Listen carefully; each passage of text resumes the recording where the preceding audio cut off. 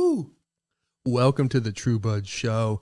It's your buddy Jack Woltering here, chilling, ready for another episode.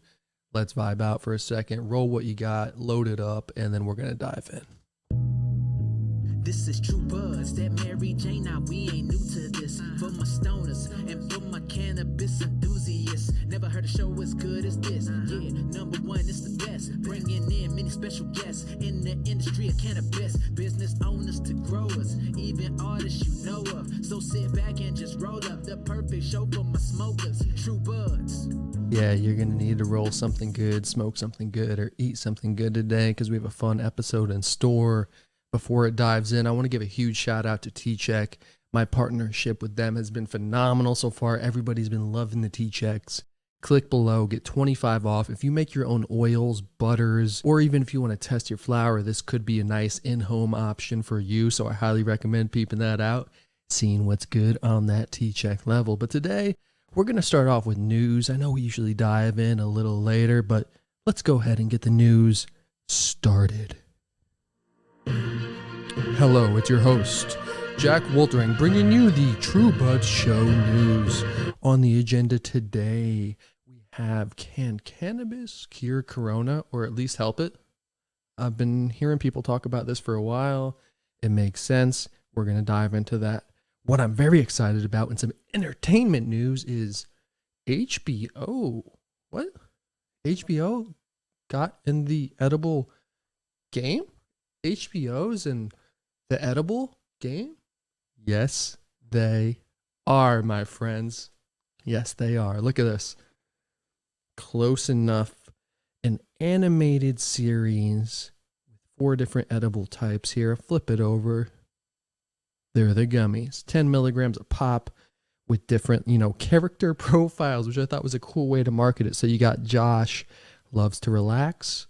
You got Emily, get things done. Alex, get lost in thought. Bridget, loves to be social. I have not caught the show. I need to.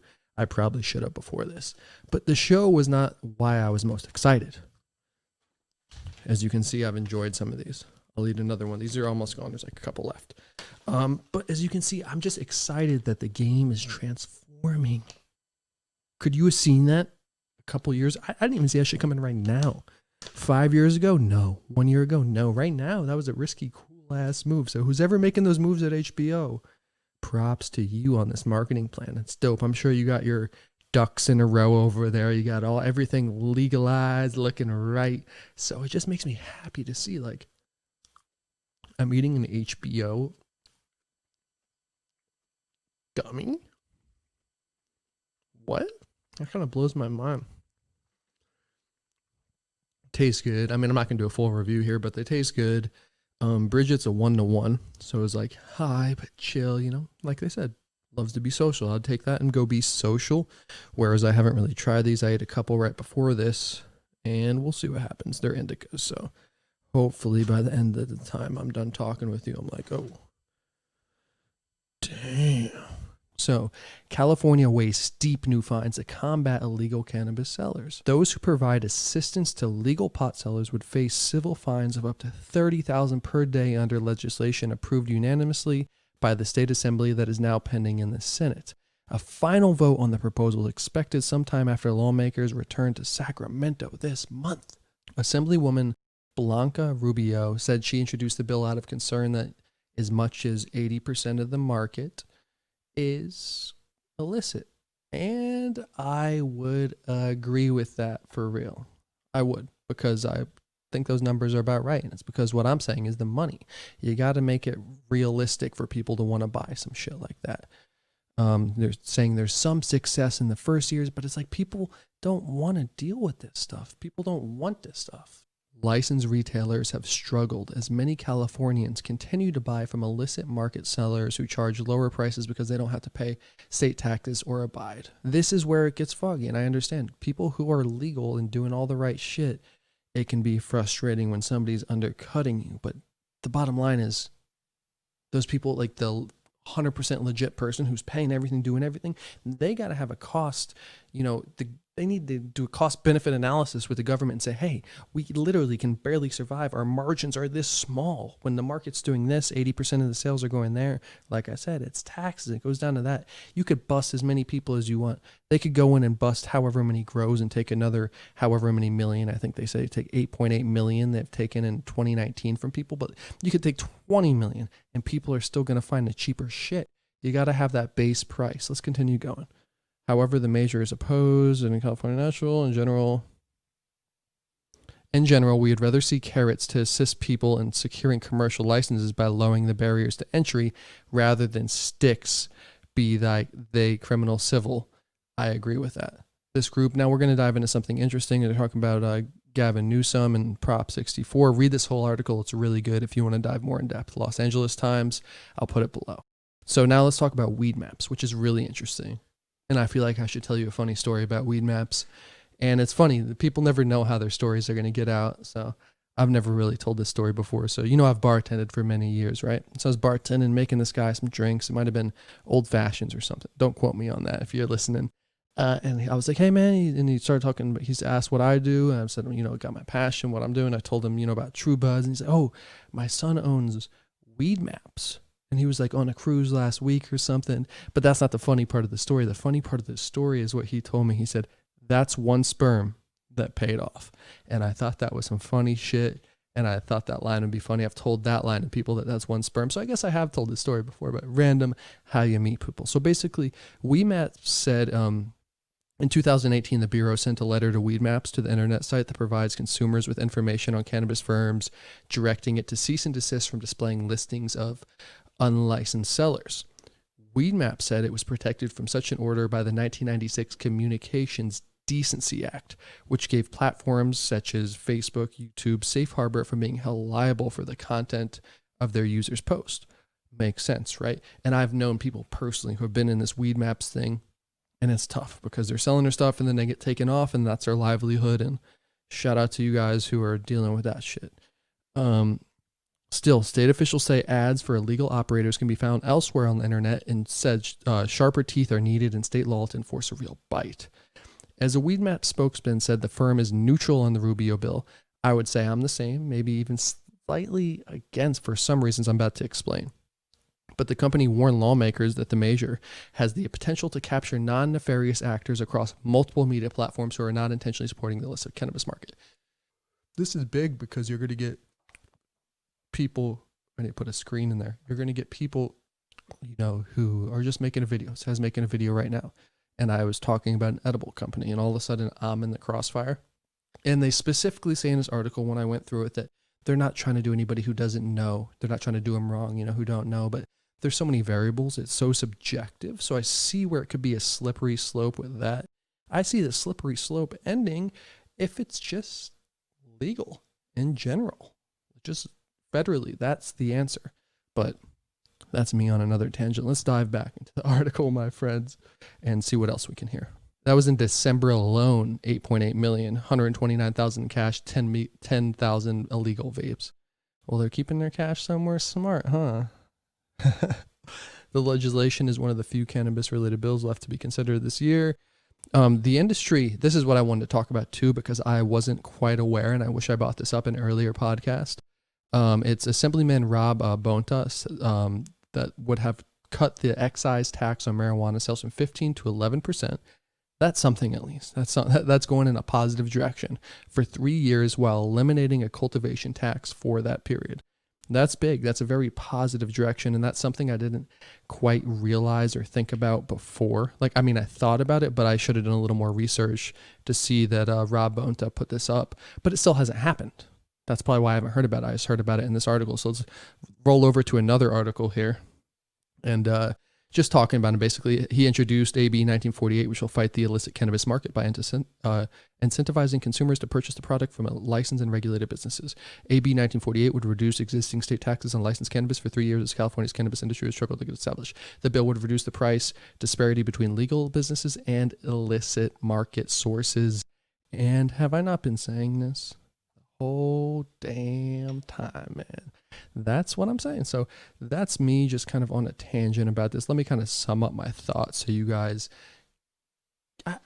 my thoughts are pretty much summed up, I think. So what do you think about this? I'm just saying that I think this is interesting. I think it's good, but I think the bill should be passed. Personally, I think the bill should be passed to lower the taxes before this other deal with the $30,000 fine, or they should go hand in hand. To me, it just doesn't make sense that they're going to start doing this because, like I said, to me, that's not going to change the percentage of people buying illegally.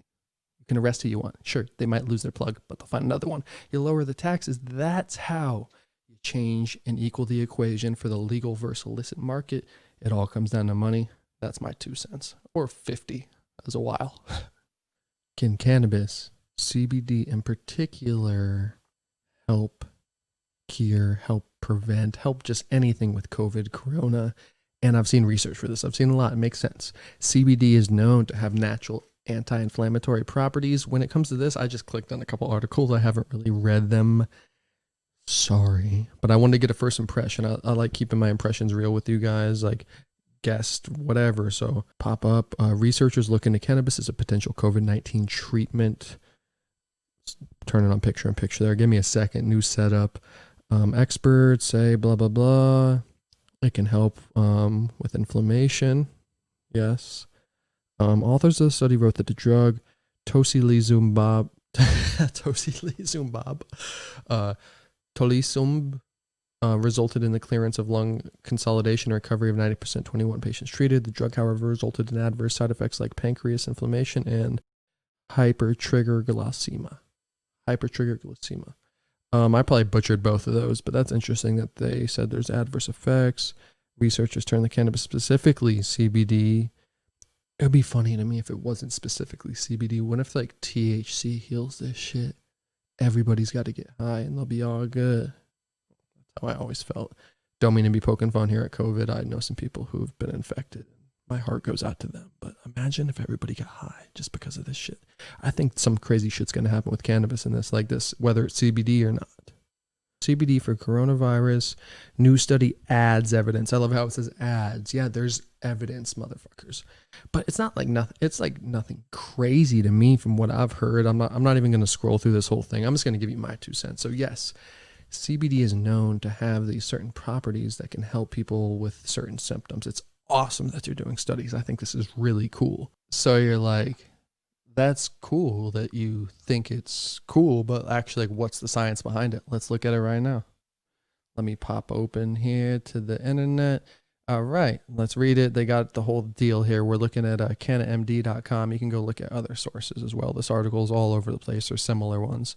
So why study? We all know, and I'll talk about it all the time. So what are the results? We identified 13 high CBD cannabis extracts that modulate ACE2 gene expression and ACE2 protein levels.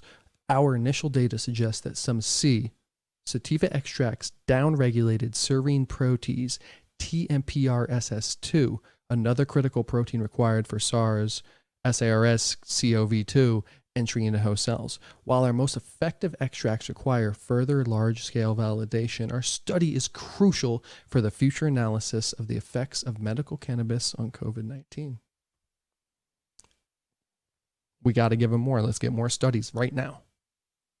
Let's go. So let me put on a beat for a second, and we're going to dive into the next segment. I want to talk to Chris, who I've had on the podcast before. Expert cannabis grower, grows outside all the time. His plants are looking huge. They're monsters right now. So give me a second. I'm going to talk to Chris Hulit, and I'm going to see what's good. Let's vibe out to this beat right here. So this is Thonio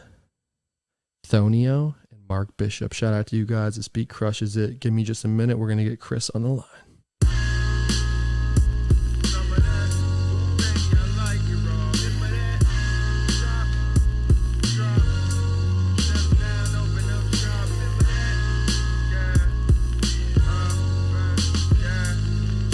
Bring it.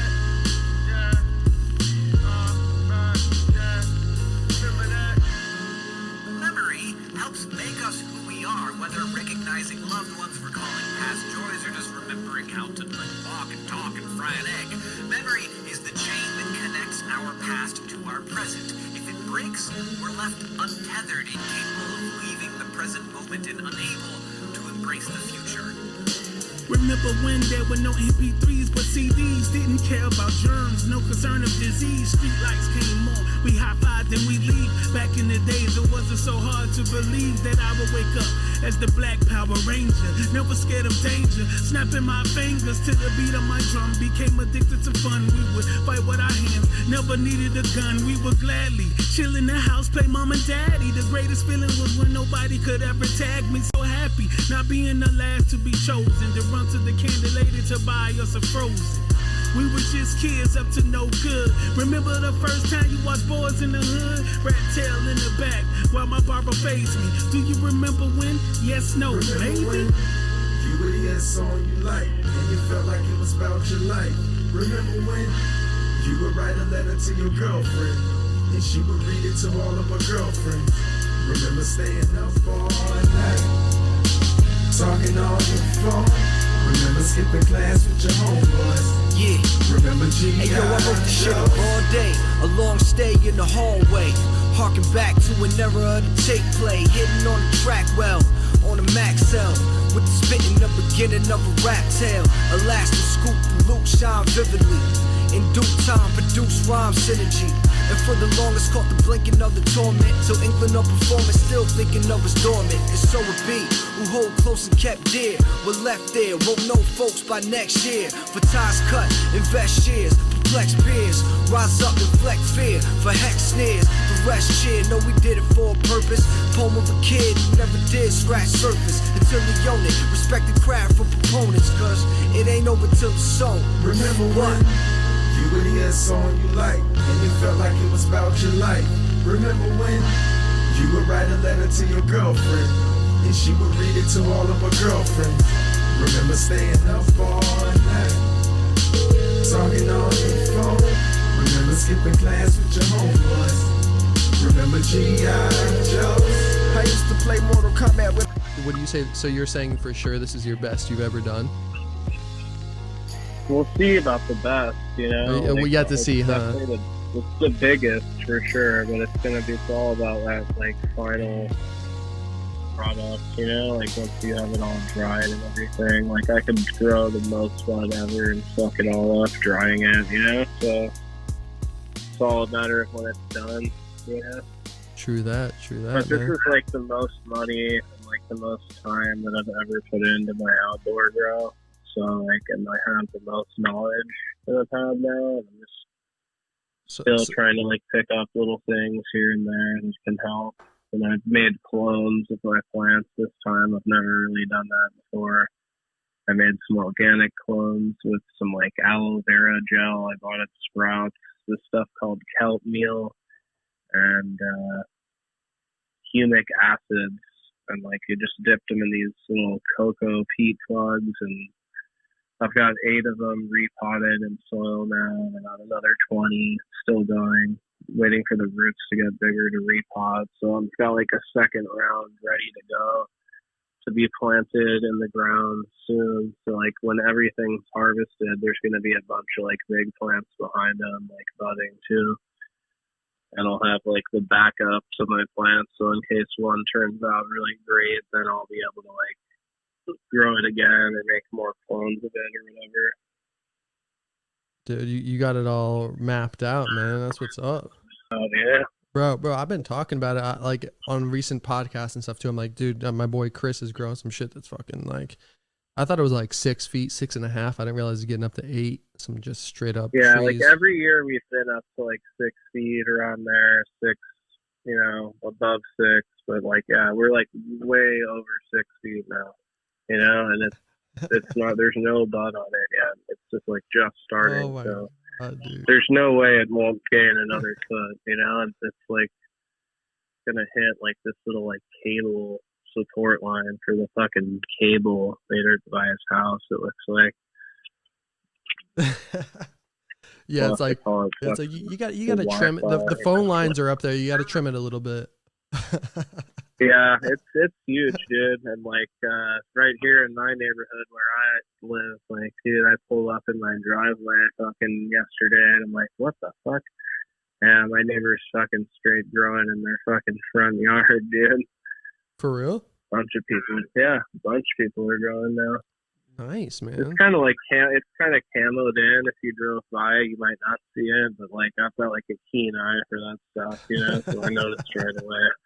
Yeah, He's got like damn. 2 big ones in the front. You But, inspired. cool. You inspired him, bro. Yeah, maybe. I hope so. Oh shit, you inspire me, man. I'm just ready to step up the space, man. I'm excited to do some videos, man. I'm excited to get you on another podcast here at this new setup I got, and I really thank you for coming on the call, I want man. to come check it out. It sounds pretty awesome. Got to get you in the garden and check it out, and then we'll take all that first crop and press it. But I definitely think we should get some kind of pre-press first, because it's like kind of like leafy. It's not that dense because it was an early season crop. So like really maximize the yield if we press it. You're gonna want to pre-press it for sure. True that. I think it'll make a difference. But some of it is like pretty like greasy and oily, so I think it will have like a decent yield, at least the one strain. Nice, but yeah, it came out pretty frosty, you know, but I had to pick everything early because I was kind of running out of room and starting to have some issues with some of the plants, and I didn't want to like get it mixed in with my new plants and like my main crop, you know.